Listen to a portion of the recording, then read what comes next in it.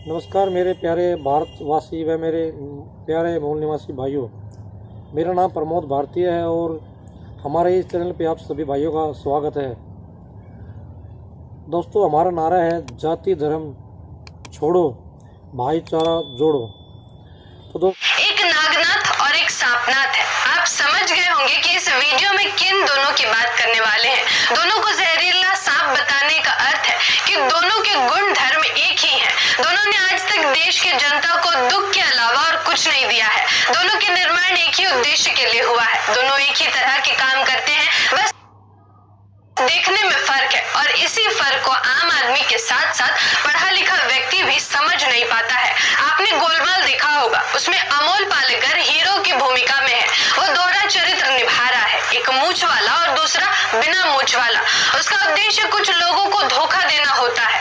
अंत में वो पकड़ा जाता है और उसके राज खुल जाते हैं।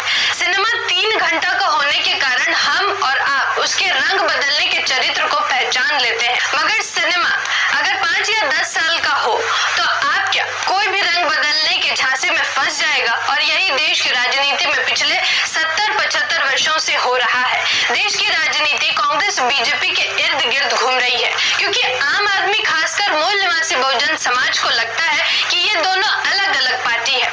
इस वीडियो में बताएंगे कि कैसे चोर चोर मौसेरे भाई की कहावत कांग्रेस बीजेपी में बिल्कुल फिट बैठती है। एमएनटी की टीम खबरों के लिए रिसर्च करती है ताकि आपको वास्तविक बात की जानकारी सबूतों के साथ हो। हमारे साथ अंत तक बने रहें। मैं आकृति और आप देख रहे हैं एमएनटी न्यूज नेटवर्क। चोर चोर मौसेरे भाई, इसको समझने के लिए कांग्रेस और बीजेपी के निर्माण यानी गठन की प्रक्रिया को समझना बहुत जरूरी है। पहले कांग्रेस का गठन हुआ। कांग्रेस का गठन 28 दिसंबर 1885 ईस्वी में विदेशियों के द्वारा किया गया। पहला व्यक्ति एलन ऑक्टेवियन ह्यूमन, जो एक सेवानिवृत्त ब्रिटिश अधिकारी था। इसके साथ 2 आर्य विदेशी, दादा भाई नारोजी और व्योमेश चंद्र बैनर्जी ने कांग्रेस पार्टी के गठन में अहम भूमिका निभाई। कांग्रेस के गठन की पृष्ठभूमि लंदन में लिखी गई। व्योमेश चंद्र बैनर्जी और दादा भाई नारोजी ने 1865 में लंदन में कांग्रेस की ब्रिटिश समिति का गठन किया और वहां पत्रिकाओं का भी प्रकाशन किया। इसमें व्योमेश चंद्र बैनर्जी ने सक्रिय रूप से आर्थिक सहायता भी करते थे। नारोजी, अडर्ली नॉर्टन और विलियम डिग्बी के साथ व्योमेश चंद्र बैनर्जी ने कांग्रेस पॉलिटिकल एजेंसी शुरू की, जो लंदन में कांग्रेस की ब्रिटिश समिति की एक शाखा थी। इतना सबूत से ये तो साफ हो गया कि कांग्रेस का निर्माण ना तो भारतीयों ने किया है और ना ही भारत की भूमि में इसकी नींव रखी गई है। एओ ह्यूमन, दादा भाई नारोजी और व्योमेश चंद्र बैनर्जी तीनों ने मिलकर दुनिया में ब्रिटिश की पकड़ कमजोर होते देख देश की कमान खुद के हाथों में लेने की रणनीति के तहत 72 लोगों की उपस्थिति में बंबई में भारतीय राष्ट्रीय कांग्रेस नामक राजनीतिक दल का गठन किया। एक लाइन में कहें तो लंदन में गठन कांग्रेस पॉलिटिकल एजेंसी के द्वारा भारत में एक शाखा भारतीय राष्ट्रीय कांग्रेस के नाम से शुरू किया गया, लेकिन ये प्रारंभिक काल में बहुत ही असफल रहा। मिस्टर गांधी के आने के बाद इसने अपनी गति पकड़ी। अब भारतीय जनता पार्टी यानी बीजेपी पर नजर डालते हैं। ये सर्वविदित है कि बीजेपी का निर्माण आरएसएस ने किया है और हम सब ये जानते हैं कि आरएसएस यानी राष्ट्रीय स्वयं सेवक का जन्मदाता डॉक्टर केशव राव बलिराम हेडगेवार नामक एक ब्राह्मण है। तो पहले इस ब्राह्मण के बारे में पता लगाते हैं। डॉक्टर केशव राव बलिराम हेडगेवार का जन्म 1 अप्रैल 1889 को हुआ था। इन्होंने डॉक्टरी की पढ़ाई पूरी की और 1915 से कांग्रेस में सक्रिय हो गए और कुछ समय में विदर्भ प्रांतीय कांग्रेस के सचिव बन गए। 1921 में कांग्रेस के असहयोग आंदोलन में सत्याग्रह कर गिरफ्तारी दी और उन्हें 1 वर्ष की जेल हुई।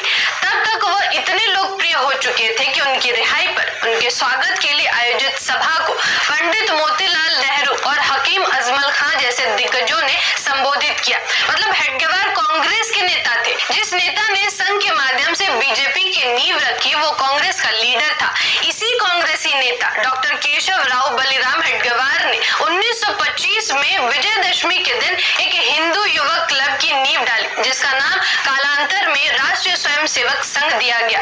तुरंत बाद में राष्ट्रीय स्वयंसेवक आरएसएस संघ नाम से संस्कारशाला के रूप में शाखा पद्धति की स्थापना की गई। दिसंबर 1930 में जब मिस्टर गांधी द्वारा नमक कानून विरोधी आंदोलन छेड़ा गया, तो उसमें भी डॉक्टर केशव राव बलिराम